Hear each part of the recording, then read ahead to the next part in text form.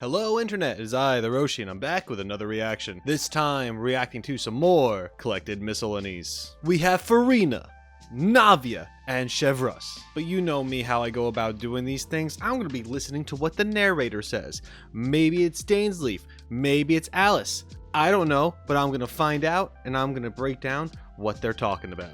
So if you like this kind of thing, make sure to like, subscribe, comment down below, check out the description for additional ways to support me. You know the drill. Let's get into it. Lady Furina's dramatic twists never fail to amaze. You can never predict whether her next song will be a rousing soprano or a melancholy contralto, nor where her whirling dance will next lead the audience's gaze.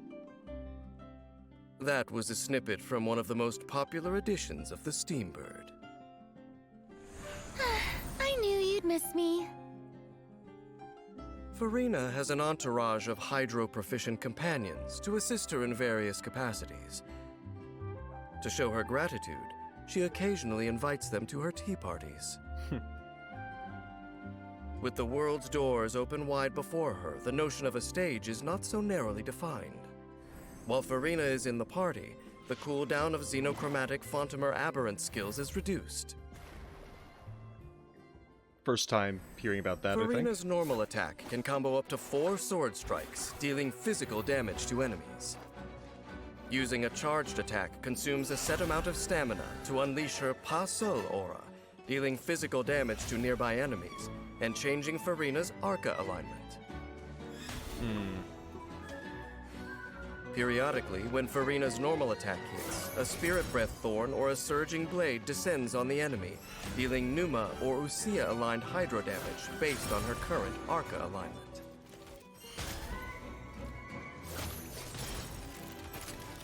Her elemental skill invites the guests of the Salon Solitaire into battle to support her performance. When Furina's Arca alignment is Usia, she scatters a spray of celebratory bubbles, dealing AoE hydro damage based on her max HP, and summons the 3 members of the Salon Solitaire. Namely, Gentilhomme Usher the Ball Octopus, Surintendant Cheval Moran the Bubbly Seahorse, and Mademoiselle Crabaletta the Armored Crab.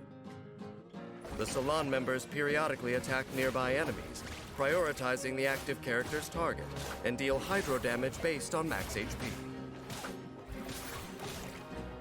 When a Salon member attacks, the strength of the attack increases based on the number of nearby party members whose current HP is over a certain percentage, and consumes some HP from them. The more characters that meet the requirements, the greater the increase. When Furina's Arca alignment is Pneuma, she summons the Singer of Many Waters, which periodically heals nearby active characters by an amount based on max HP. If Furina's elemental skill summons are on the field when she uses a charged attack, the lineup switches to match her new Arca alignment. The Salon members and Singer of Many Waters share a duration, so when the lineup changes, the new guests inherit the remaining duration. While Salon members or Singer of Many Waters exist, Furina can walk on water. That's awesome. After unlocking the talent Unheard Confession, Furina's elemental skill is enhanced in 2 ways. Damage dealt by Salon members is increased, and the interval between heals from the Singer of Many Waters is decreased, both scaling with max HP. The maximum buff that can be obtained this way has a certain limit. Time to shine! Harnessing the spirit of revelry, Furina's elemental burst creates a stage of bubbles and foam that deals AoE hydro damage based on her max HP, and causes all party members to enter the Universal Revelry state.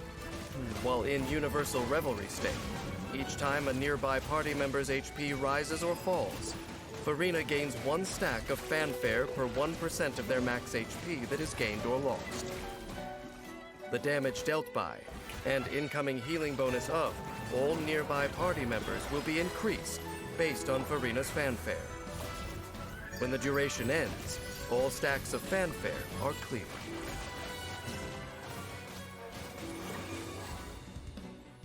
The tides of life ebb and flow like an endless waltz.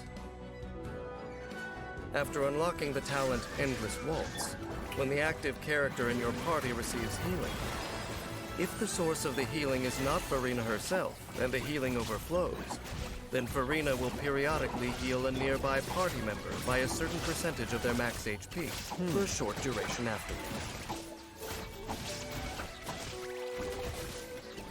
While Furina prefers the Opera House stage to the theater of combat, she has some insight into the common ground between battle and acting. Just a little fanfare can turn an impromptu performance into a tour de force. Furina's primary tool in combat is her elemental skill, with which she summons her entourage to assist her in battle. By switching between her guests with her charged attack, she can change her Arca alignment to suit the demands of the battle.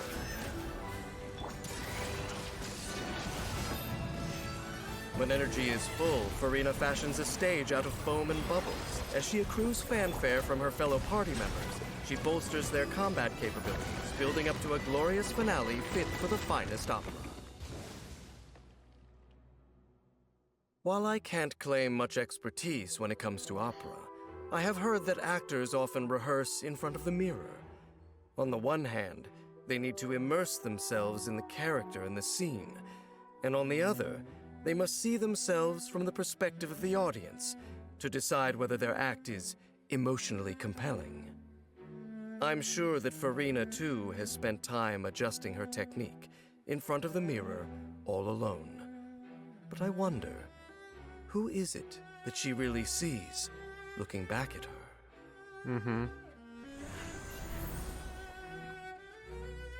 Yep. Okay. Awesome. Furina, fantastic. I remember trying out her trial. It was awesome. Did I know what I was doing? Not really. Of course, it tells you what things do, but there's a lot you can do with this character. And there's a theme with what she does, which is a lot of give and take, sapping HP from your party, but also healing and at the same time boosting your attacks. And then we have that whole arc thing, the different kinds of energies, and it represents it through her outfits that she's wearing, the light and the dark, the yin and the yang stuff going on there. I didn't really understand it at the time, but I think I learned more about that through, funnily enough, the card game, the TCG that Genshin has. And now I'm trying to think back to past Miscellanies, and has that been a thing this whole time and I just didn't pick up on it because I didn't know as much as I do now?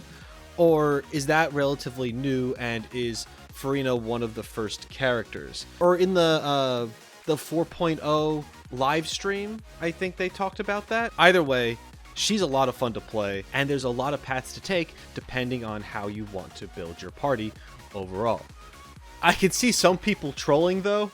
Maybe some people might get upset if you're co-oping with others. I don't know if the health sap affects your teammates as well, or if you're technically damaging yourself if you're not playing her correctly, you know? I mean, at the end of the day, it's just a game and whatever, but I know some people take this stuff very seriously, more than they should. I hear Hu Tao can have a similar problem with her life drain. So, yeah. Now, as far as the end goes, boy, this video was long overdue. Danes leave comments on the whole actors. They look at themselves in a mirror. Furina does the same thing, for she is an actor. But also, there is that whole mirror symbolism that took place in a lot of the things that she's appeared in, especially her teaser. So if you're interested in that kind of thing, then I recommend you check out this video. I go into it, especially from a creative standpoint, and I think it's pretty rad. However, keep in mind, it's all speculation because I have not experienced Fontaine yet, so please, no spoilers in the comments below. I would appreciate it. Anyway, let's move on to Navia.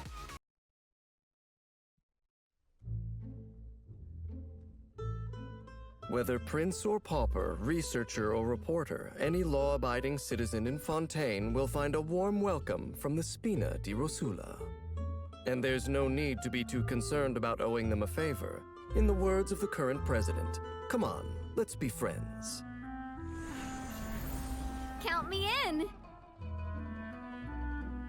Her umbrella shields her from the wind and sun, but also doubles as a firearm. Her geovision adds an extra dose of firepower and is perfectly color-matched to the rest of her attire. Sometimes demoiselle, other times president, Navia's unique style always breaks the mold. Those with the smartest methods always reap the greatest rewards. Navia gains increased rewards when dispatched on a 20-hour expedition within Fontaine. Navia's normal attack can combo up to 4 consecutive slashes, dealing physical damage to enemies. Her charged attack consumes stamina over time to perform continuous swirling attacks, finishing with an especially powerful slash. After tapping her elemental skill, Navia opens her elegant yet lethal Gunbrella, firing off Rosula shard shots that can pierce enemies, dealing geo damage. The more Such a Rosula cool shard thing. shots that strike an enemy, the more damage dealt. When a party member obtains an elemental shard created from the crystallize reaction, Navia gains a crystal shrapnel stack. The maximum number of crystal shrapnel stacks is limited, and each time one is gained, the duration is reset. Casting Navia's elemental skill consumes all crystal shrapnel stacks and enhances the skill based on the number of stacks consumed.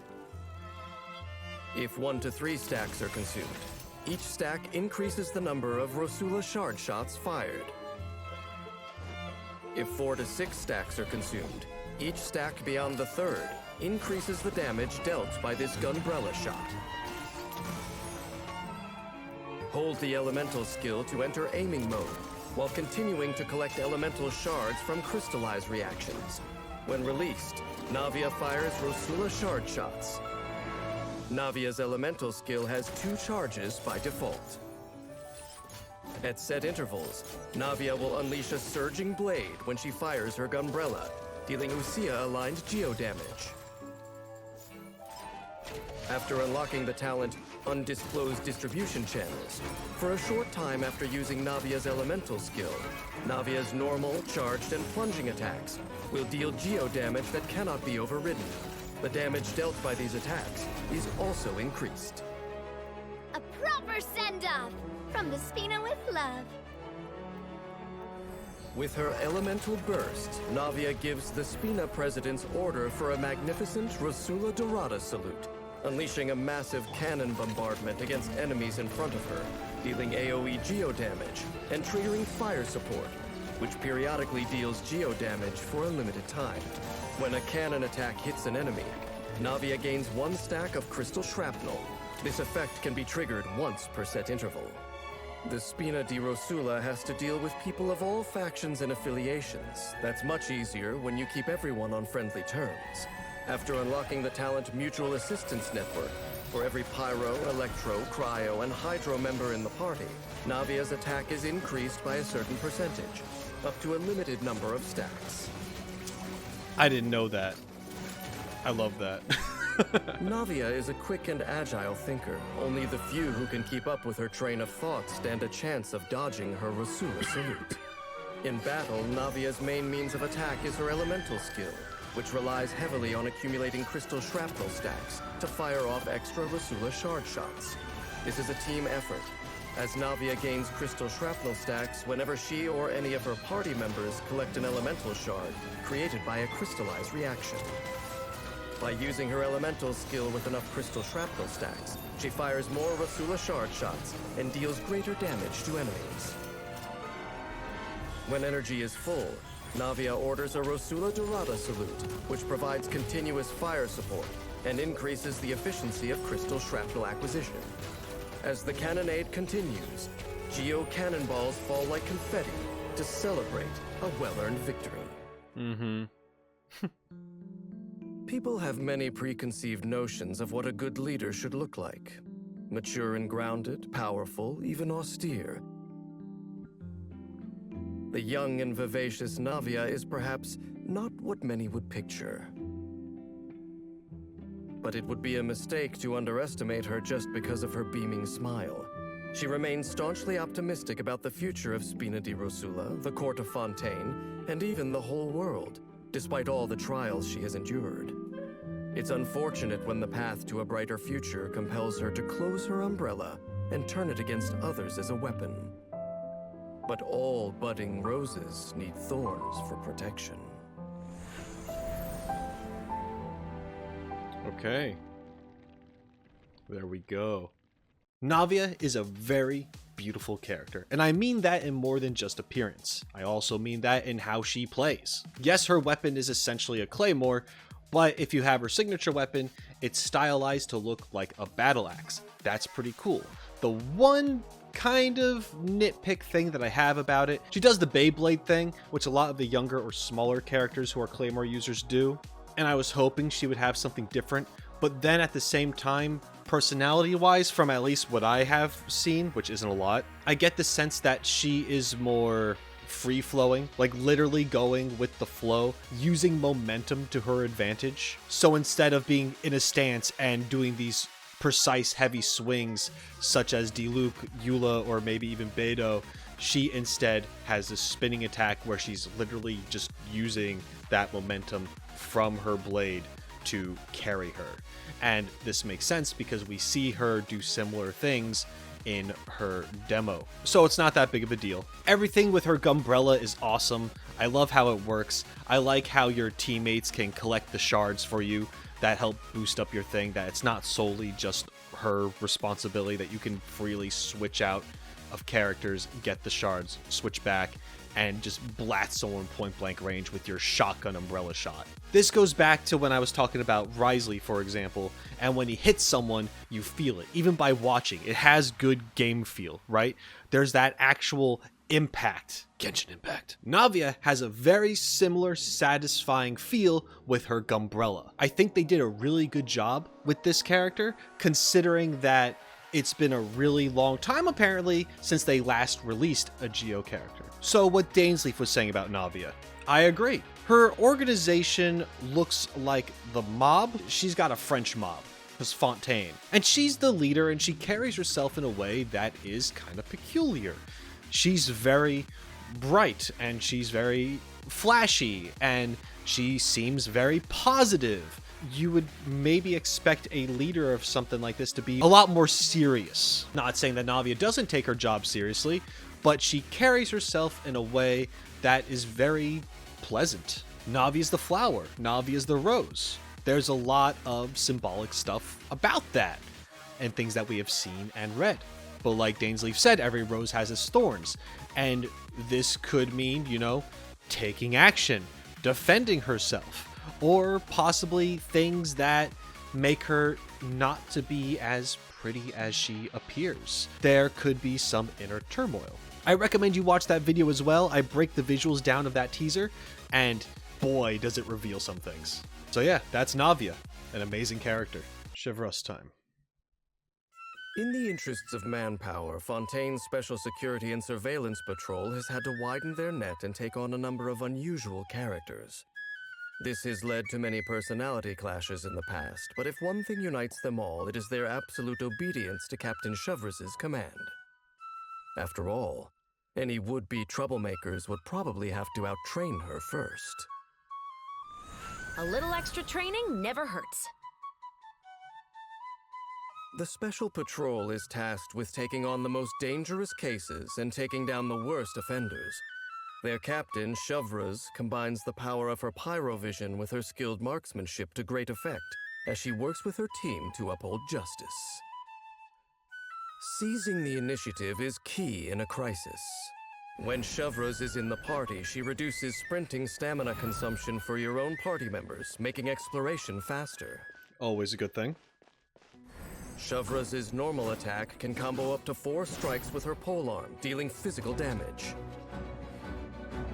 Using her charged attack, Chevreuse consumes a certain amount of stamina to lunge forward, dealing physical damage to enemies along the way.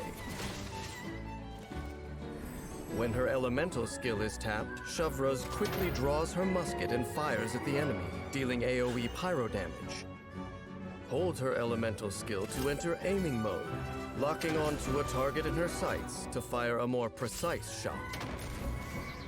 For a certain duration after Chevreuse discharges her elemental skill, she will continuously restore HP to the active character. The amount of HP restored is based on her max HP. Whenever a nearby party member triggers an overloaded reaction, Chevreuse gains an overcharged ball. She can keep only one overcharged ball in her possession at any one time. And if she has one when her skill is held and released, the overcharged ball is fired instead, dealing greater pyro damage over a larger area. At specific intervals, when Chevreuse's elemental skill strikes an enemy, a surging blade is summoned, which deals Usia-aligned pyro damage. After unlocking the talent Vertical Force Coordination, for a certain period after Chevreuse fires an overcharged ball with her elemental skill, all nearby Pyro and Electro party members gain a percentage attack bonus based on Chevreuse's max HP. The bonus that can be gained this way has a limit. When individuals with complementary skill sets are brought together, the whole team is stronger. After unlocking the talent Vanguard's Coordinated Tactics, when the party is composed entirely of both Pyro and Electro members, Chevreuse grants Coordinated Tactics to all nearby party members. After a character triggers the Overloaded reaction, Coordinated Tactics decreases both the Pyro and Electro resistance of enemies affected by the Overloaded reaction.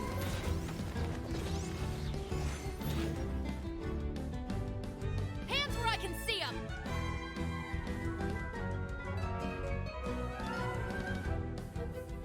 Unleashing her elemental burst, Chevreuse fires an explosive grenade from her musket, dealing AoE pyro damage. After the explosive grenade hits, it splits into several secondary explosive shells. These shells will explode after a short duration, dealing pyro damage to nearby enemies. The musket is Chevreuse's weapon of choice. Once she's got you in her iron sights, you'd better be ready for a firefight. In battle, Chevreuse primarily uses her elemental skill to support her teammates, not only from the firepower, but also by healing the active character after discharging her weapon. When she is in a party that meets the requirements, her passive talent reduces enemy resistance to Pyro and Electro, after a party member triggers an overloaded reaction against them. Furthermore, firing overcharged balls can increase her comrade's attack, bolstering the team's effectiveness. When energy is full, Chevreuse unleashes her elemental burst, firing an explosive grenade with secondary explosive shells to deal AoE pyro damage, paving the way for the team to move in and apprehend the suspects. In Fontaine, there is one law for all, but people's own conceptions of justice can differ quite drastically, depending on their individual life experiences. This can be a source of tension, so Chevreuse does not impose her own private notions of justice onto other people. And yet, she reserves the right to judge portrayals of justice elsewhere. If you're curious to know more, try buying her some deep-fried snacks and get her talking about popular novels and shows.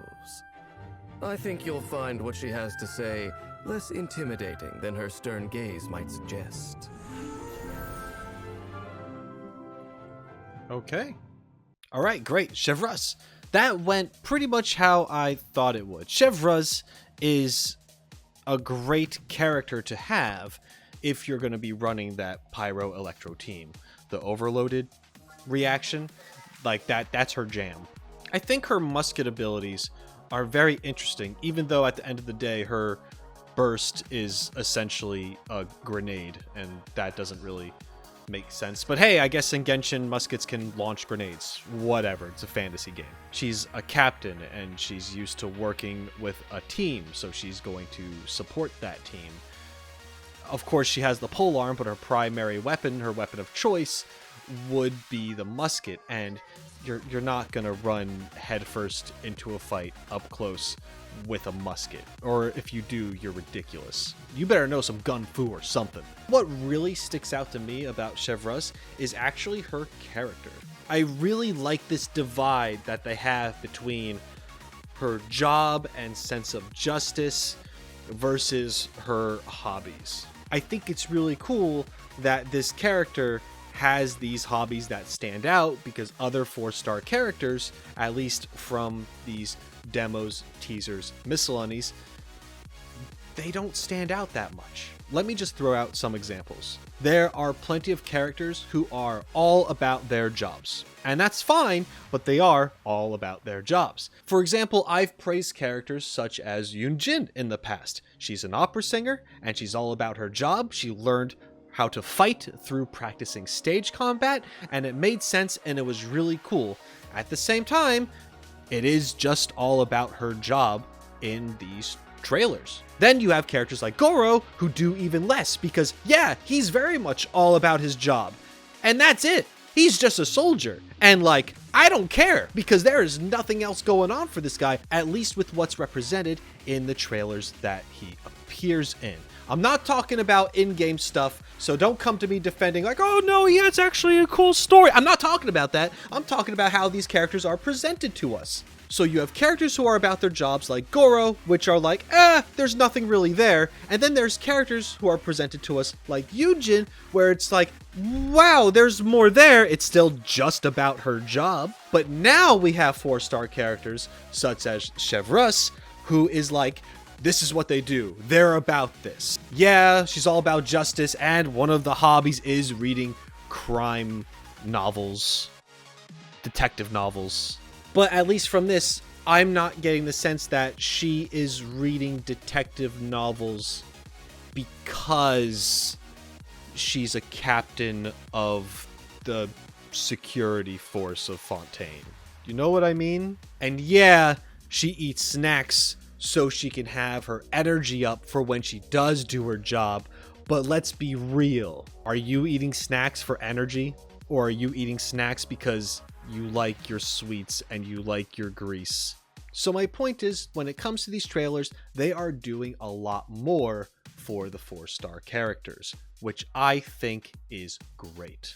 And that's what I have to say about that. And that's all I really have for these collected miscellanies. Let me know in the comments down below what you think about these characters. Do you have Furina, Navia, and Chevreuse? Did you pull for all of them? Did you only pull for one? Which one did you pull for? Why? Let me know what you think. And if you enjoyed this video, you can let me know by subscribing to the channel, liking the video, leaving a comment down below, sharing the video, that's a very important one, or checking out the description for additional ways to support me. Every little bit counts. Thank you so much for watching. I appreciate it as always. And until next time, shine on, you crazy diamonds. Later.